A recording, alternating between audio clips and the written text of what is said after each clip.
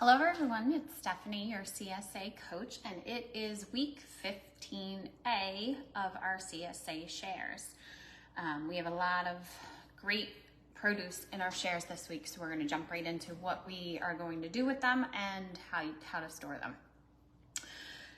So a couple of repeat items. We have summer squash, a variety of different summer squash. It gets stored in the fridge. Leave it whole, unwashed. Pretty much everything gets unwashed or gets stored unwashed.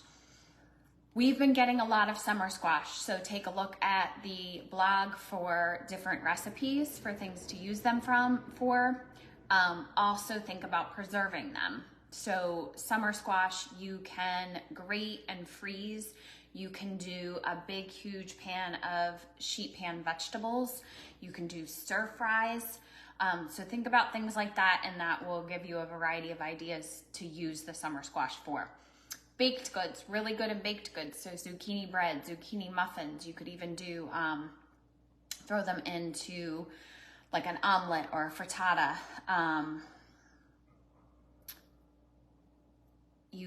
There's a bunch of recipes on the blog, a variety. There's like summer squash and potato bites. There's pickled summer squash. I can't even remember all of them, but I've definitely used summer squash a lot. Oh, the summer squash fries, really, really good option there. And kids love those. So summer squash stored in the fridge. We have tomatoes. We have red early girls and beefsteak tomatoes. They get stored on the countertop. Don't wash them or cut them until you're ready to use them. But obviously great just sliced on a sandwich, sprinkled with a little bit of sea salt as a snack. You can do BLTs, you can put them on top of burgers, you can add them to salads, you can just do a big huge tomato salad. There's also a bunch of recipes on the blog for tomatoes. So we have a roasted tomato soup. I also think I have a roasted tomato sauce. If you're not ready to use them and you have an overabundance and need a break with the tomatoes, then just simply freeze them. So you can wash them and freeze them just like this, or you can can them. But easy once you freeze them like this, if you bring them out on the countertop to defrost them a little bit before you use them in like a sauce or a tomato soup, the skins will peel right off. But my recipes for the sauce and tomato soup do also use the skins. I don't peel off those skins because we blend it. So those are our larger tomatoes. We also got to pick a quart of cherry tomatoes. So these are great, again, stored on the counter, but these are great just as a snack.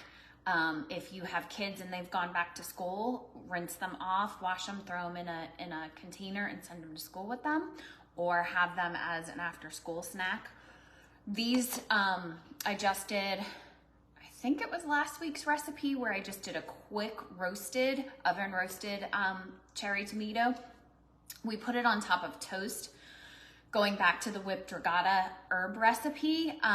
But you don't have to do that. You can just make the batch of roasted cherry tomatoes and put it on top of pasta. You can put it on top of, we actually made it this weekend and put it on top of burrata and then dipped our Nord bread in it. So lots of options there. You can also do that and freeze it. Obviously not as fresh if you do freeze it, but it's still yummy. These can be added to the tomato soup and the tomato sauce recipes as well. So options there for preserving our tomatoes. So both the sauce and the tomato soup can be frozen and used later. So when we don't have fresh tomatoes. We have a lot of peppers this week. So we have hot peppers.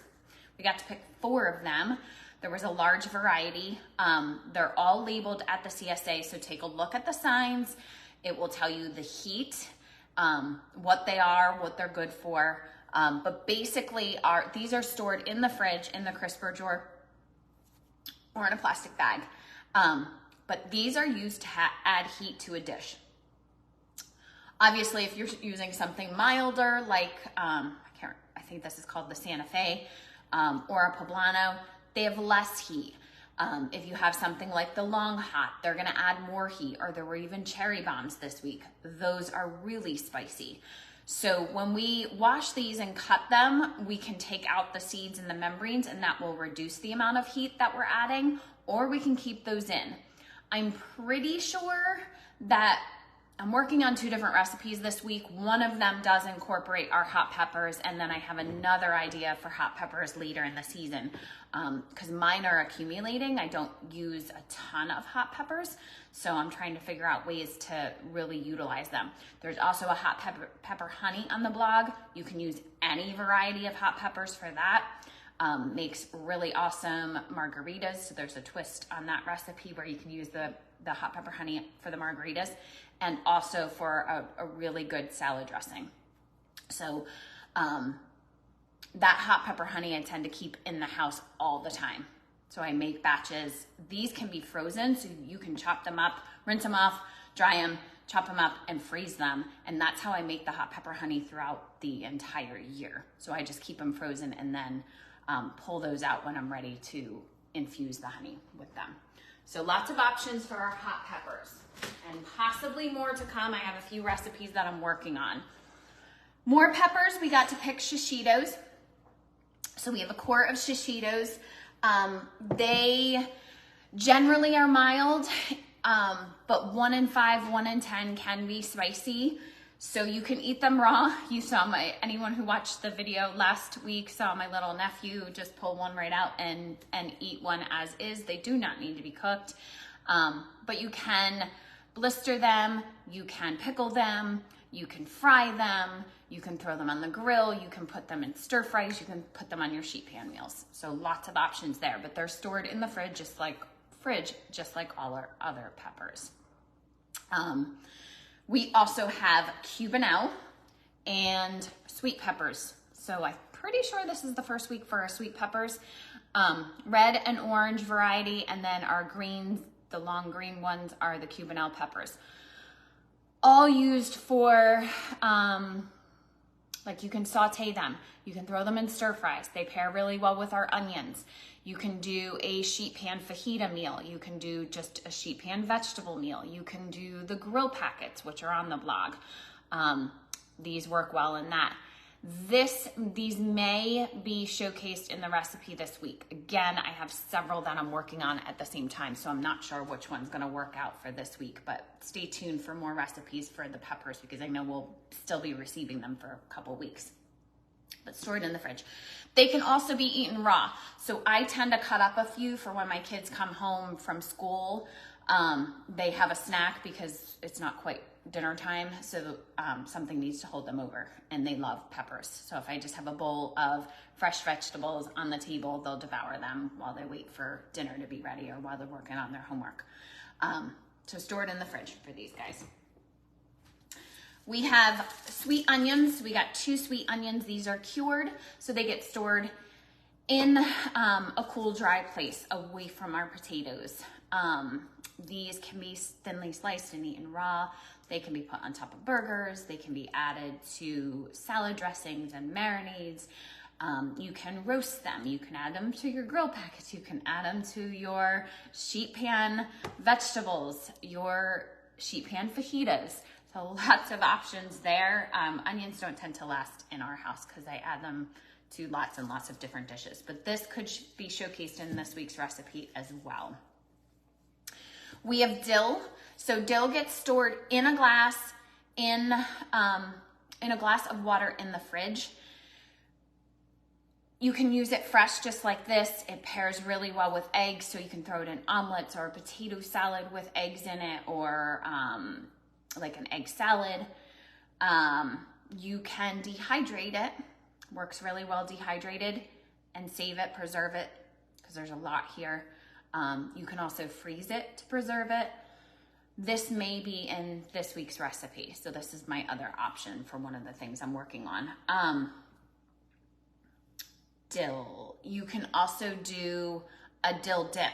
So I have a dill dip on the blog for vegetables using fresh dill. So check that out if you're looking for other options for our dill. We have tomatillos. Tomatillos make amazing green salsa or salsa verde. I like to either roast them or grill them and then make a big, huge batch of salsa. You can can that, you can freeze it, you can just eat it like we do. You have the hot peppers, you have onions, you probably have some leftover garlic.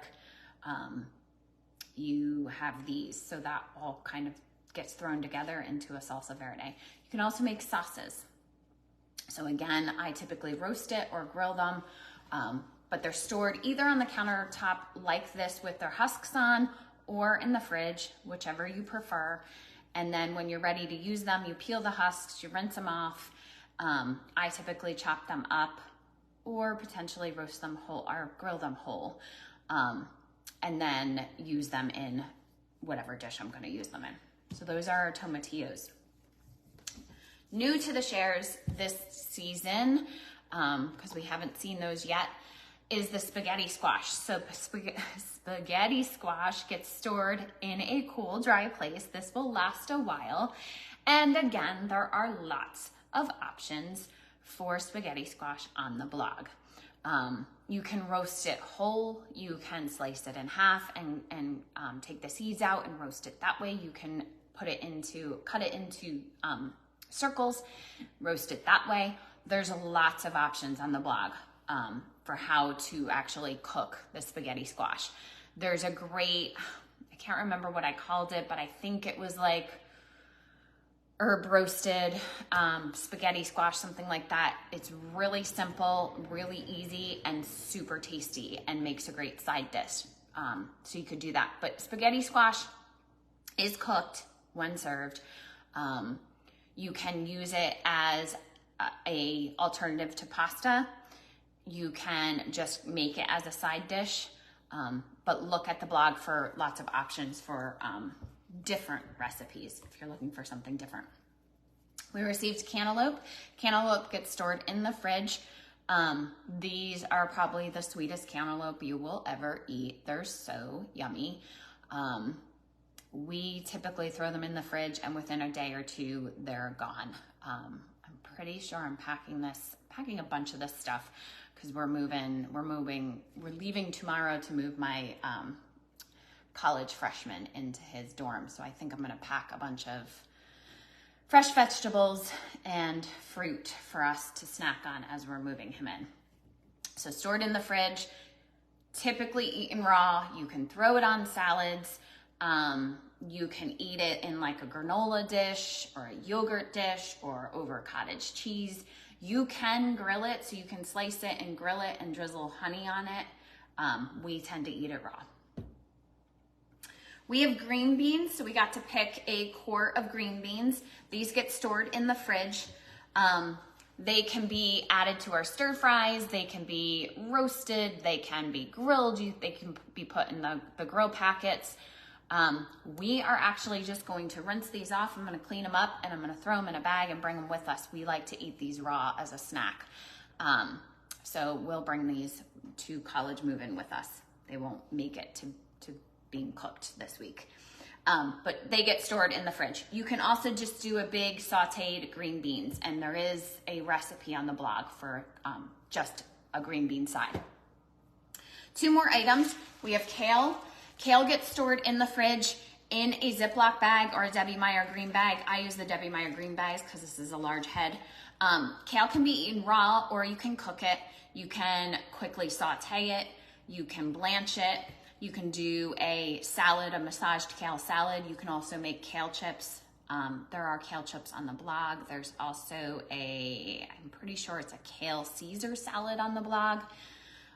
So those are options there. You can also make green cubes out of kale. So if you aren't feeling into sauteing it and having it as a side, quickly blanch it, follow our PDF for green cubes, make some green cubes, and it's great to throw into smoothies. Last but not least, we have our radishes. These are our French breakfast radishes. Very first thing you want to do is chop off these top greens because those are edible. Take those off, throw them in a separate bag, store them in the fridge. They can be eaten raw or they can be cooked. They can be sauteed, just like any of our other greens. But you want to store them separately. Then our bulbs, the actual radish, store those in a Ziploc bag in the fridge as well. These can be eaten raw. I like to thinly slice them and throw them onto salads, or just simply snack on them with a little bit of sea salt. There's a radish toast on the blog. There's marinated radishes. You can do a pickled radish by following our pickling PDF from the hub. Roasted radishes. If you aren't a radish fan, please try my roasted radish recipe because it changes the flavor of the radish. So try that before you give up on radishes. That's an option also. So these can be just tossed into our sheet pan stir fry, our sheet pan roasted vegetables, or you can do them separately. I like to kind of keep them separate just because they're a fun side to have. That is it. That is our share for this week. Take a look at what you have left from last week. Think about how you're going to use everything from this week, and then make a plan. If you have any questions or any recipes that you've been loving, please share them on our Facebook group so that everyone else can enjoy those recipes and those thoughts as well. Any questions, please tag me so I make sure I see it. The next few days I'll be a little bit hectic and busy, but I will be checking Facebook and will be around. I will see you guys all next Tuesday.